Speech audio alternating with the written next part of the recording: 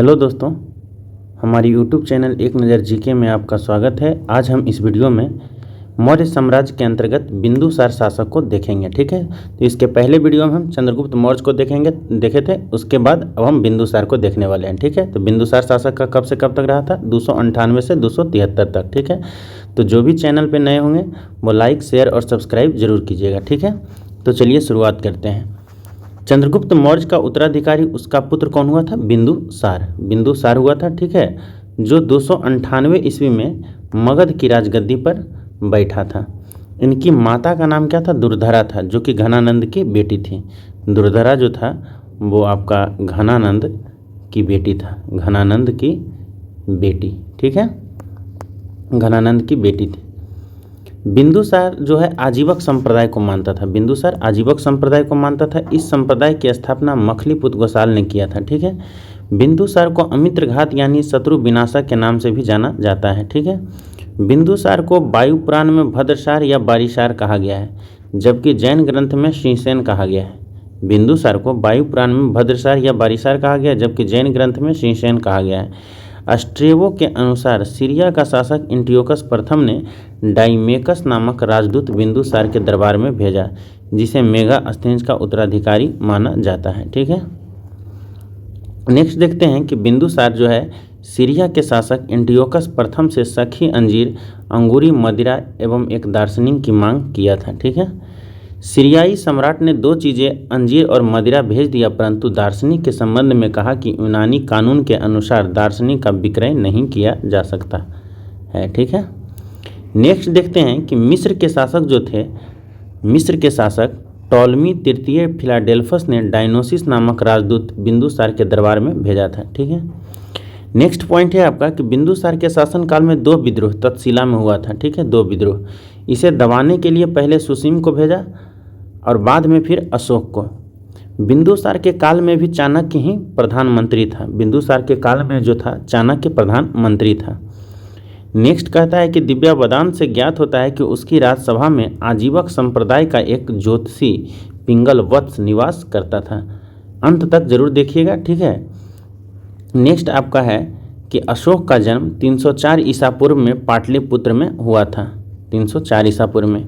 इनकी माता का जो नाम था सुभद्रांगी था, जिसे धर्मा के नाम से जाना जाता है। अशोक का जो था कब से कब तक? 273 से 232 ईस्वी तक। अशोक का जन्म जो है 304 ईस्वी में कहाँ हुआ था? पाटलिपुत्र में। ठीक है, इनकी माता का नाम क्या था? सुभद्रांगी, तथा जिसे धर्मा के नाम से जाना जाता था। जबकि अशोक के पिता जो थे बिंदुसार थे। अशोक का वास्तविक राज्याभिषेक 269 ईस्वी पूर्व में। इससे पहले अशोक उज्जैन का राज्यपाल था। कहाँ का था? उज्जैन का राज्यपाल था। सभी मौर्य शासकों में सबसे महान अशोक था। सभी मौर्य शासकों में सबसे महान कौन था? अशोक था। नेक्स्ट कहता है कि सिंघली अनुश्रुति के अनुसार अशोक ने अपने 99 भाइयों की हत्या कर सिंहासन प्राप्त किया था। अशोक के उसके अभिलेखों में सामान्यतः देव नाम प्रियदर्शनी यानी देवों का प्यारा कहा गया है। ठीक है, नेक्स्ट है कि अशोक नाम का उल्लेख जो है मध्य प्रदेश के गुर्जरा तथा कर्नाटक के मास्की, नेटूर तथा उदगेलम अभिलेख में मिलता है। पुराणों में उसे अशोक वर्धन तथा दीपवंश में करमोली कहा गया है। नेक्स्ट है कि राज्याभिषेक से संबंधित मास्की के लघु शिलालेख में अशोक ने सोम को बुद्ध शाक कहा है। अशोक की पांचवी पत्नी असंगठिता देवी कारुबाकी, पद्मावती तथा तिस्या रक्षा थी, जिसे अशोक के ऊपर सर्वाधिक प्रभाव कारुबाकी का पड़ा है। नेक्स्ट क्वेश्चन है कि भाब्र या बैराट अभिलेख में अशोक के लिए मगध सम्राट नाम आया है। असम से अशोक कालीन कोई भी साक्ष्य नहीं मिला है, जिस आधार पर हम यह कह सकते हैं कि यह क्षेत्र अशोक के समय साम्राज्य से बाहर था। अशोक पहला भारतीय राजा हुआ जिसने अपने अभिलेखों के सहारे सीधे अपनी प्रजा को क्या किया? संबोधित किया था। अशोक के शिलालेख की खोज 1750 ईस्वी में पाद्रेटी फैनथेलर ने सबसे पहले दिल्ली में अशोक के स्तंभ से लगाया, किंतु अशोक के अभिलेखों को सर्वप्रथम जेम्स प्रिंसेप ने 1837 ईस्वी में पढ़ा था। तो अशोक के अभिलेखों को सर्वप्रथम किसने पढ़ा? जेम्स प्रिंसेप ने। कब पढ़ा था? 1837 ईस्वी में। भारत में शिलालेख का प्रचलन सर्वप्रथम किसने किया? अशोक ने किया था। नेक्स्ट देखिए, कलिंग युद्ध। अशोक का राज्याभिषेक 269 ईस्वी पूर्व में हुआ है। राज्याभिषेक के 8वें वर्ष यानी 261 ईस्वी पूर्व में अशोक ने कलिंग पर आक्रमण किया और कलिंग की राजधानी तोसली पर अधिकार कर लिया। यहाँ के राजा नंदराज थे और यह क्षेत्र हाथियों के लिए विख्यात था। अशोक के 13वें शिलालेख में कलिंग युद्ध को विस्तृत चर्चा की गई है। नेक्स्ट क्वेश्चन है कि कलिंग युद्ध में हुए नरसंहार से विचलित अशोक ने युद्ध की नीति को सदा के लिए त्याग दिया और भेरी घोष की जगह धम घोष की घोषणा किया। भेरी घोष की जगह धम घोष। कलहन की राजतरंगिणी से पता चलता है कि उसका अधिकार कश्मीर पर भी था। कश्मीर में झेलम नदी के तट पर अशोक ने श्रीनगर की स्थापना किया तथा नेपाल में ललित पत्तनम देवपतन नामक नगर बसाया था। ठीक है। अशोक का धार्मिक जीवन। अशोक शुरुआत में ब्राह्मण धर्म का अनुयायी था परंतु बाद में बौद्ध अनुयायी बन गया। सिंघली अनुश्रुति के अनुसार अशोक ने शासन के चौथे वर्ष बड़े भाई सुमन पुत्र निग्रोध के व्यक्तित्व से प्रभावित होकर बौद्ध धर्म को अपना लिया। उपगुप्त नामक बौद्ध भिक्षु ने अशोक को बौद्ध धर्म की दीक्षा दिया। अशोक ने आजीविकों के रहने हेतु बराबर की पहाड़ियों में 4 गुफाओं का निर्माण करवाया जिसका नाम लोमस ऋषि गुफा, कर्ण चौपाल, सुदामा तथा विश्व झोपड़ी था। ठीक है। अशोक ने अपने शासन के 10वें वर्ष सर्वप्रथम बोध गया की यात्रा की और इसके बाद अभिषेक के 20वें वर्ष लुम्बिनी ग्राम गया। लुम्बिनी ग्राम को उसने कर मुक्त घोषित कर दिया तथा केवल 1/8 भाग कर के रूप में लेने की घोषणा की। भाब्र से प्राप्त लघु शिलालेख में अशोक स्पष्टतः बुद्ध धम्म तथा संघ का अभिवादन करता है। किस अभिलेख में? भाब्र से प्राप्त लघु शिलालेख में। नेक्स्ट है आपका पॉइंट कि बौद्ध धर्म ग्रहण करने के बाद अशोक ने धर्म यात्राएं आरंभ की। उसकी यात्राओं का क्रम इस प्रकार है। पहले बोध गया का यात्रा किया, फिर कुशीनगर का, फिर लुम्बिनी का, उसके बाद कपिलवस्तु का, सारनाथ का तथा श्रावस्ती का। सबसे पहले उसने बोध गया की यात्रा किया था। ठीक है। नेक्स्ट है कि अशोक द्वारा भेजे गए धर्म प्रचारक महेंद्र और संघमित्रा को भेजा था कहाँ? श्रीलंका भेजा था। महाधर्म रक्षित को महाराष्ट्र भेजा था। सोना तथा उत्तरा को स्वर्ण भूमि भेजा था और महारक्षित को भेजा था यवन देश भेजा था। ठीक है। महादेव को भेजा था महिष मंडल भेजा था। मंझिम को हिमालयवर्ती देश भेजा था। मंझांतिंग को कश्मीर तथा गांधार भेजा गया था। ठीक है। अशोक का अब धम्म देखते हैं। अशोक ने अपनी प्रजा के नैतिक उत्थान के लिए जिन नियमों की संहिता प्रस्तुत की उसके अभिलेख में धम्म कहा गया है। अशोक के धम्म की परिभाषा राहुलोवाद सूत्र से ली गई है। अशोक के धम्म की परिभाषा राहुलोवाद सूत्र से ली गई है। ठीक है।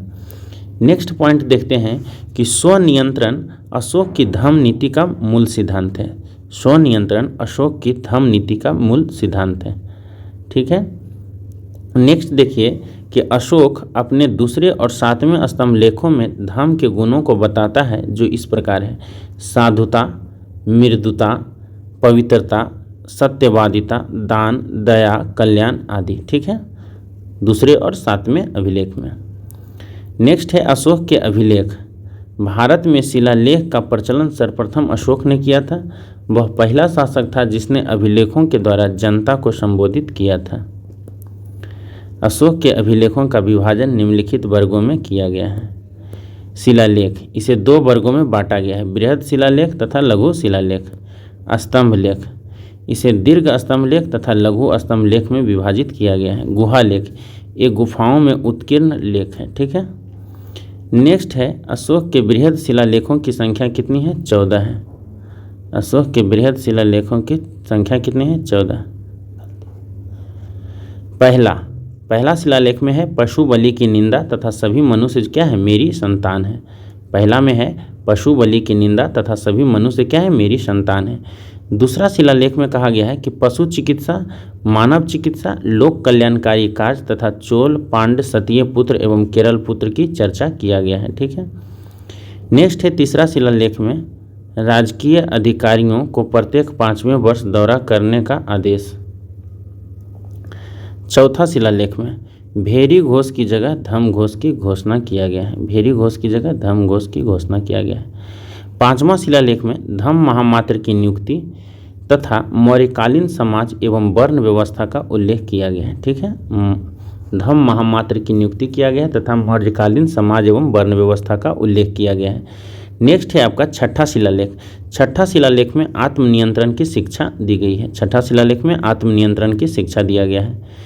नेक्स्ट है आपका 7वां शिलालेख। 7वां शिलालेख में सभी संप्रदायों के लिए सहिष्णुता की बात की गई है। ठीक है, सभी संप्रदायों के लिए सहिष्णुता की बात किया गया है। अब देखिए 8वां शिलालेख, सम्राट की धर्म यात्राओं का उल्लेख तथा बोध गया के भ्रमण का उल्लेख। ठीक है। 9वां शिलालेख, धम्म समारोह की चर्चा तथा सच्ची भेंट व शिष्टाचार का उल्लेख किया गया है। ठीक है। अब देखते हैं 10वां शिलालेख। इसमें अशोक ने आदेश दिया है कि राजा तथा उच्च अधिकारी हमेशा प्रजा के हित में सोचें। ठीक है।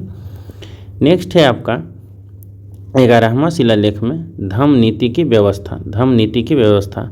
12वां शिलालेख में सर्वधर्म समभाव एवं स्त्री महामात्र की चर्चा किया गया है। ठीक है, स्त्री महामात्र की चर्चा। 13वां शिलालेख में आपका कलिंग युद्ध का वर्णन है और पड़ोसी राज्यों का वर्णन किया गया है। कलिंग युद्ध का वर्णन एवं पड़ोसी राज्यों का वर्णन। 14वां शिलालेख में अशोक ने जनता का धार्मिक जीवन बिताने के लिए प्रेरित किया। 14वां शिलालेख में अशोक ने जनता का धार्मिक जीवन बिताने के लिए क्या किया? प्रेरित किया था। ठीक है, ये आपका ट्रिक हो गया कि निंदा से चिंतित अधम नीतीश को प्रजा वरदान दे और विचार कर जनता करेगी। ठीक है। नेक्स्ट है आप देखिए कि शिलालेख और प्राप्ति स्थल। शहबाजगढ़ी आपका कहाँ है? पेशावर पाकिस्तान में। मानसेहरा हजारा पाकिस्तान में। कालसी आपका देहरादून उत्तराखंड में। गिरनार आपका जूनागढ़ गुजरात में है। धौली पुरी में है उड़ीसा। जौगढ़ गंजाम उड़ीसा में। सपारा थाने महाराष्ट्र में। मास्की रायचर कर्नाटक में। गुर्जरा दतिये मध्य प्रदेश में। ब्रह्मगिरी मैसूर कर्नाटक में। भाब्र बैराट राजस्थान में। अहरोरा अभिलेख मिर्जापुर में है। सासाराम आपका बिहार में है। एरगुड़ी कुर्नूल आंध्र प्रदेश में है। ठीक है। नेक्स्ट देखते हैं कि अशोक के दीर्घ स्तंभ लेखों की संख्या कितनी है। अशोक के दीर्घ स्तंभ लेखों की संख्या 7 है जो भिन्न भिन्न स्थानों से प्राप्त हुए हैं। ठीक है। प्रयाग स्तंभ लेख, यह पहले कौशाम्बी में स्थित था। इस स्तंभ लेख को अकबर ने इलाहाबाद के किले में स्थापित करवाया। किस स्तंभ लेख को? प्रयाग स्तंभ लेख को। ठीक है। दिल्ली टोपरा हरियाणा, यह स्तंभ लेख फिरोज शाह तुगलक के द्वारा टोपरा से दिल्ली लाया गया था। ठीक है। अब नेक्स्ट देखते हैं दिल्ली मेरठ, यह मेरठ में स्थित था। इसे फिरोज शाह तुगलक ने दिल्ली लाया। फिरोज शाह तुगलक ने। ठीक है। दिल्ली टोपरा को भी फिरोज शाह तुगलक ने और दिल्ली मेरठ को भी फिरोज शाह तुगलक ने ही दिल्ली लाया था। अब रामपुरवा, यह स्तंभ लेख चंपारण बिहार में स्थित है। इसकी खोज 1872 में कार्लायल ने किया था। ठीक है। जो भी बिहार से होंगे तो याद कर लीजिएगा, वेरी वेरी इंपॉर्टेंट हो जाता है। लौरिया अरेराज, यह भी चंपारण बिहार में है। और लौरिया नंदनगढ़, ये भी चंपारण बिहार में है। इस पर मोर का चित्र अंकित है। मन से याद रखिएगा, म से मोर और न से नंदनगढ़। ठीक है। अशोक के शिलालेख में प्राकृत भाषा यानी अर्धमगधी भाषा था।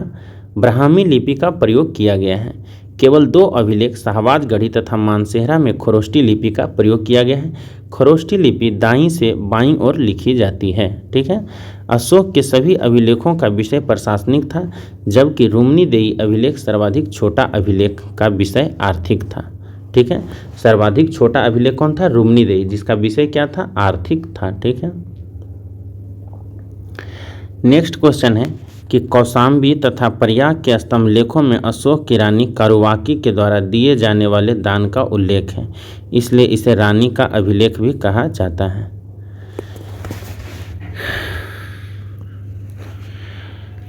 नेक्स्ट है आपका कि कौशाम्बी तथा प्रयाग के स्तंभ लेखों में अशोक की रानी कारुवाकी के द्वारा दिए जाने वाले दान का उल्लेख है, इसलिए इसे रानी का अभिलेख भी कहा जाता है। नेक्स्ट देखिए कि अशोक का सार ए कूना अभिलेख। अशोक का सार ए कूना अभिलेख ग्रीक एवं अरमाइक भाषाओं में प्राप्त हुआ है। अशोक का सार ए कूना अभिलेख ग्रीक एवं अरमाइक भाषाओं में प्राप्त हुआ था। अशोककालीन प्रांत। अशोककालीन प्रांत। उत्तरापथ की राजधानी कहाँ है? तक्षशिला है। उत्तरापथ की राजधानी तक्षशिला। अवंती की राजधानी उज्जैनी है। कलिंग की राजधानी तोसली है। दक्षिणापथ की राजधानी स्वर्णगिरी है। और प्राची की राजधानी कहाँ है? पाटलिपुत्र है। ठीक है, प्राची की राजधानी पाटलिपुत्र है। अशोक का मूल्यांकन। प्राचीन भारत के इतिहास में अशोक को महानतम सम्राटों में सबसे आगे रखा जाता है। अशोक के शासनकाल में भारतवर्ष में अभूतपूर्व राजनीतिक एकता एवं स्थायित्व प्राप्त किया। सही अर्थों में अशोक प्रथम सम्राट था जिसने विश्व इतिहास में भारत का नाम दर्ज करवाया। अशोक जो था प्रथम राष्ट्रीय सम्राट था जिसने विश्व इतिहास में भारत का क्या किया? नाम दर्ज करवाया था। अशोक का उत्तराधिकारी। अशोक का निधन जो है 232 ईसा पूर्व में पाटलिपुत्र में हो गया। उसका पुत्र कौन हुआ? कुणाल हुआ। अशोक के पौत्र दशरथ ने 8 वर्षों तक शासन किया तथा अशोक की भांति उन्होंने देव नाम प्रिय की उपाधि क्या किया? धारण किया। आजीवक संप्रदाय के साधुओं के लिए गया जिला में नागा अर्जुनी पहाड़ी पर 3 गुफाएं क्या किया? निर्मित करवाया। नेक्स्ट देखिए कि मौर्य वंश के अंतिम शासक के रूप में बृहदत्त का विवरण मिलता है। उसका सेनापति कौन था? पुष्यमित्र शुंग था। पुष्यमित्र शुंग ने 185 ईसा पूर्व में बृहदत्त को सेना का निरीक्षण करते समय धोखा से उसकी हत्या कर दी। बृहदत्त की हत्या के साथ ही मौर्य वंश का क्या हुआ? अंत हो गया। अब देखते हैं अर्थशास्त्र में वर्णित प्रमुख तीर्थ एवं अध्यक्ष। ठीक है, अर्थशास्त्र के अनुसार मौर्य काल में उच्च अधिकारी को क्या कहा जाता था? तीर्थ कहा जाता था मौर्य काल में, जिसकी संख्या 18 थी। इसे महामात्र भी कहा जाता था। इसके अतिरिक्त 26 अध्यक्षों को भी चर्चा मिलती है। ठीक है, 26 अध्यक्ष। पहला क्या है आपका कि पुरोहित। पुरोहित जो था धर्म एवं दान विभाग का प्रधान था। प्रशासता जो था राजकीय आज्ञाओं का लिखने वाला प्रमुख अधिकारी था। सेनापति युद्ध विभाग का मंत्री था। युवराज राजा का उत्तराधिकारी था। समाहर्ता राजस्व विभाग का प्रधान था। सन्निधाता राजकीय कोषाध्यक्ष था। प्रदेष्टा जो था फौजदारी न्यायालय का न्यायाधीश था। नायक सेना का संचालक अथवा नगर रक्षा का अध्यक्ष था। कर्मांतिक उद्योगों एवं कारखानों का प्रधान निरीक्षक था। दंडपाल सेना का सामान एकत्र करने वाला था। व्यवहारिक दीवानी न्यायालय का प्रमुख न्यायाधीश था। नागरक नगर के प्रमुख अधिकारी या नगर का तवाल था। दुर्गपाल राजकीय दुर्ग रक्षकों का अध्यक्ष था। अंतपाल जो था सीमावर्ती दुर्गों का रक्षक था। सीमावर्ती दुर्गों का रक्षक।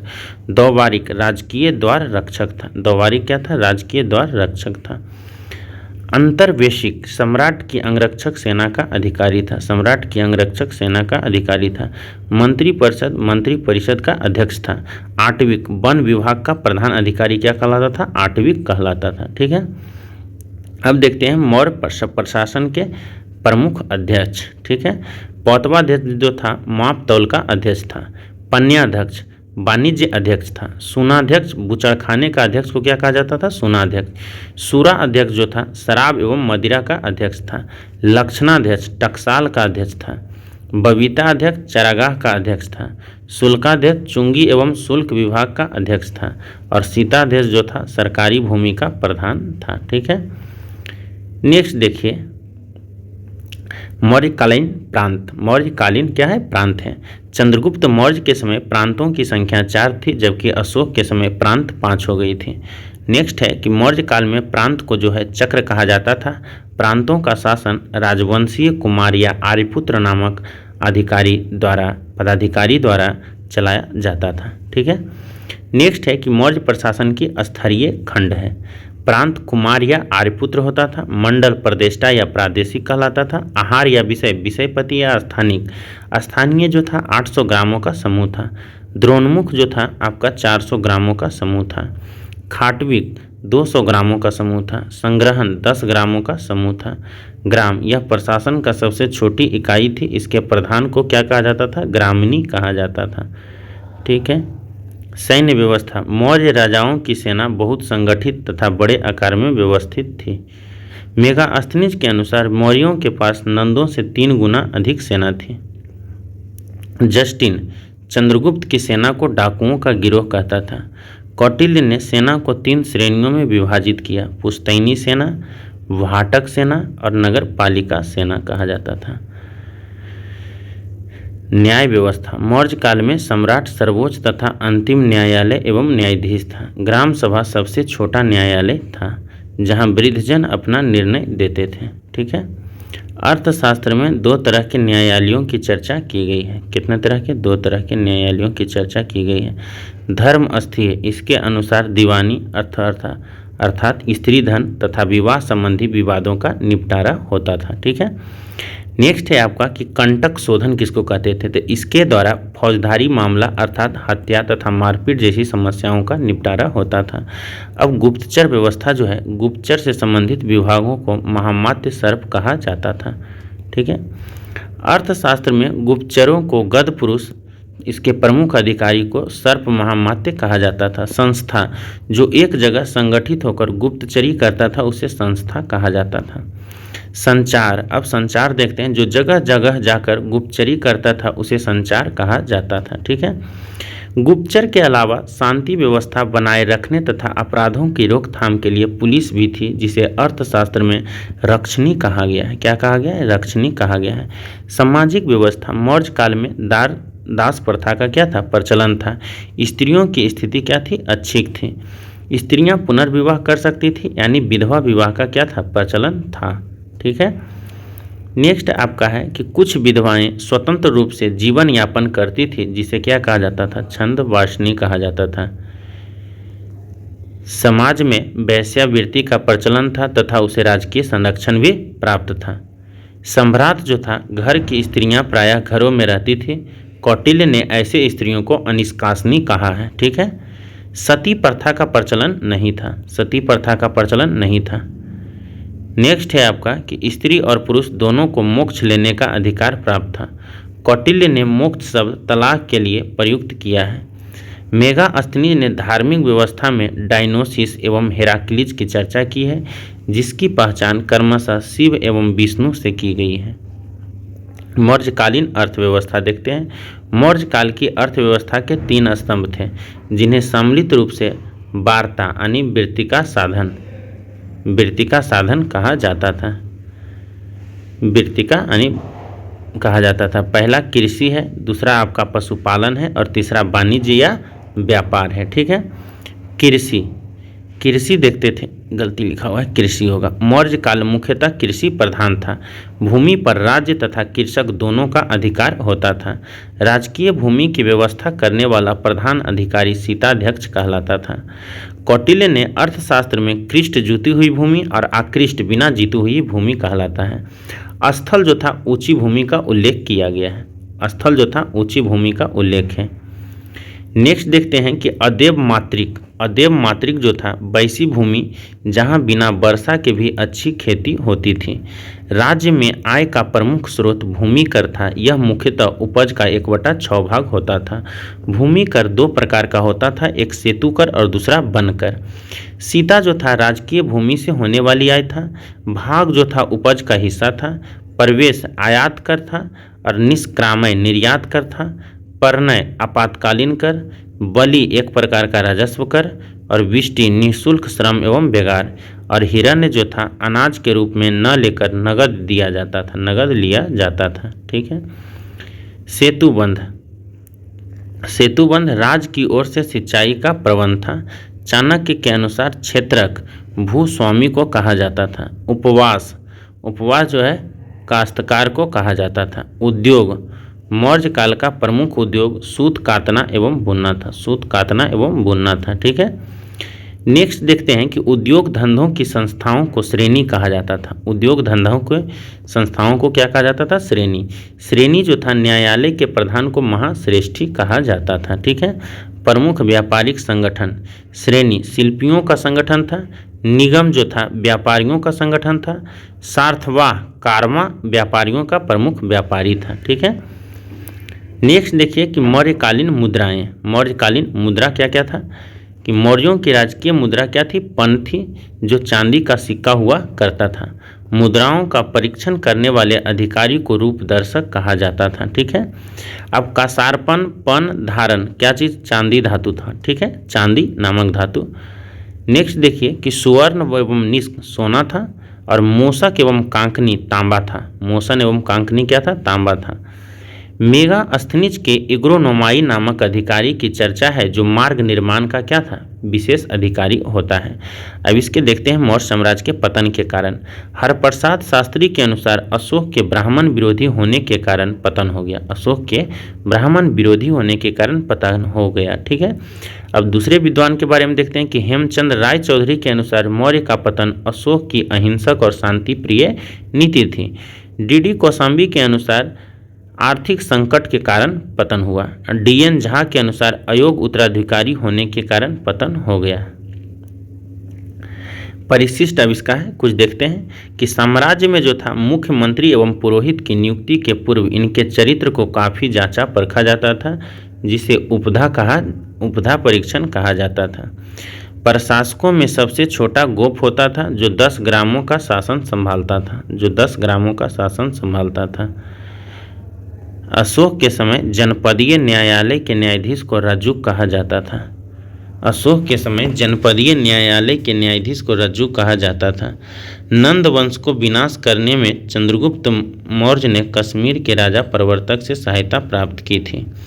अशोक ऐसा शासक था जो अपने बड़े भाई सुसीम की हत्या कर गद्दी प्राप्त किया था। सांची बौद्ध कला एवं मूर्ति कला का निरूपण करता है। सांची जो है बौद्ध कला व मूर्ति कला का निरूपण करता है। पाटलिपुत्र के प्रशासन का वर्णन इंडिका में है। पाटलिपुत्र के प्रशासन का वर्णन किसमें है, इंडिका में है। सांची का स्तूप जो है अशोक ने बनवाया है। सांची का स्तूप किसने बनवाया, अशोक ने बनवाया है। नेक्स्ट देखिए कि अशोक के साम्राज्य में श्रीलंका शामिल नहीं था। ठीक है। पाटलिपुत्र में अशोक का शिलालेख नहीं मिला है। पाटलिपुत्र में जो है अशोक का शिलालेख नहीं मिला है। सहिष्णुता, उदारता और करुणा के त्रिविध आधार पर राजवंश की स्थापना किसने किया, अशोक ने किया। सम्राट अशोक प्रायः जनता के संपर्क में रहता था। नेक्स्ट पॉइंट है कि अर्थशास्त्र में शूद्रों के लिए आर्य शब्द का प्रयोग हुआ है। अर्थशास्त्र में शूद्रों के लिए आर्य शब्द का प्रयोग हुआ है। अशोक का समकालीन तुरमय मिस्र का राजा था। अशोक का समकालीन तुरमय जो था मिस्र का राजा था। कौटिल्य द्वारा रचित अर्थशास्त्र 15 अधिकरण और 180 प्रकरण में विभाजित है। स्तंभ जो था मौर्य काल का सबसे अच्छा नमूना है। स्तंभ जो था मौर्य काल का सबसे अच्छा नमूना है। ठीक है। छठे शिलालेख में अशोक घोषणा करता है कि किसी भी समय चाहे मैं खाता रहूं या रानी के साथ विश्राम करता रहूं या अपने अंतःशाला में रहूं, मैं जहां भी रहूं मेरे महामात्य मुझे सार्वजनिक कार्य के लिए संपर्क कर सकते हैं। किस शिलालेख में, छठे शिलालेख में कहा गया है। अत्यंत पॉलिश किए गए एकासम अशोक स्तंभ जिसे पांडु रंजित बालूकासम के एकल टुकड़ों में तक्षित किए गए हैं, वह मिर्जापुर के समीप चुनार से निकाला गया है। विशाख दत्त द्वारा रचित मुद्रा राक्षस चंद्रगुप्त मौर्य के समय में राज दरबार की दुर्भी संधियों के बारे में बताता है। नेक्स्ट पॉइंट है कि तीस नामक श्रीलंकाई शासक अपने आप को मौर्य सम्राट अशोक के आदर्शों के अनुरूप ढालने की कोशिश किया है। मौर्य कर राजकीय वर्ष आषाढ़ से आरंभ होता था। ठीक है। अशोक के काल में दक्षिण भारत में ब्राह्मी लिपि का विकास हुआ है। ठीक है। अशोक के काल में दक्षिण भारत में ब्राह्मी लिपि का विकास हुआ है। अशोक का अभिलेख भारतीय उपमहाद्वीप के बाहर अफगानिस्तान में भी पाया गया है। ठीक है। अशोक की गृह और विदेश नीति बौद्ध धर्म के आदर्शों से प्रेरित है। नेक्स्ट पॉइंट है कि अपने साम्राज्य के भीतर अशोक एक तरह के अधिकारियों की नियुक्ति की जो रज्जुक कहलाते थे और इन्हें प्रजा को न केवल पुरस्कार ही बल्कि दंड देने के भी अधिकार सौंपा गया। नेक्स्ट पॉइंट है आपका कि ईसा पूर्व दूसरी और पहली सदियों के ब्राह्मी अभिलेख श्रीलंका में मिले हैं। नेक्स्ट है अशोक ने नारी सहित समाज के विभिन्न वर्गों के बीच धर्म का प्रचार करने के लिए धम्म महामात्र बहाल किए थे। अशोक ने पशु पक्षियों की हिंसा पर रोक लगा दिया और अपनी राजधानी में तो प्राणी का मारना पूर्णतः निषिद्ध कर दिया। अशोक ने लोगों को जियो और जीने दो का पाठ पढ़ाया। मिस्र ने अखनातुन में ईस्वी पूर्व 14वीं सदी में शांतिवादी नीति को अपनाया था। भारत का प्रथम अस्पताल एवं औषधि बाग का निर्माण अशोक ने करवाया। किसने करवाया? अशोक ने। नेक्स्ट पॉइंट है कि अशोक ने बौद्ध होते हुए भी हिंदू धर्म में आस्था नहीं छोड़ी, इसका प्रमाण उसकी देवनाम प्रिय की उपाधि है। सिंहली अनुभूति दीपवंश और महावंश के अनुसार अशोक के राज्यकाल में पाटलिपुत्र में बौद्ध धर्म की तृतीय संगीति हुई थी। मौर्य शासकों में अशोक और उसका पौत्र दशरथ बौद्ध धर्म का अनुयायी था। रज्जुक मौर्य शासन में अधिकारी था। इसकी स्थिति आधुनिक जिलाधिकारी जैसी थी, जिसे राजस्व तथा न्याय दोनों क्षेत्रों में अधिकार प्राप्त था। ठीक है, नेक्स्ट पॉइंट है आपका, अब आ जाता है आपका मौर्योत्तर काल। ठीक है, तो जो भी लोग वीडियो पर नए होंगे वो लाइक शेयर और सब्सक्राइब जरूर कीजिएगा। Thank you. नेक्स्ट पार्ट लेकर के आते हैं मौर्योत्तर काल, प्राचीन भारत का आपका कौन सा मौर्योत्तर काल। ठीक है, तब तक मिलते हैं नेक्स्ट वीडियो में। जय हिंद, जय भारत।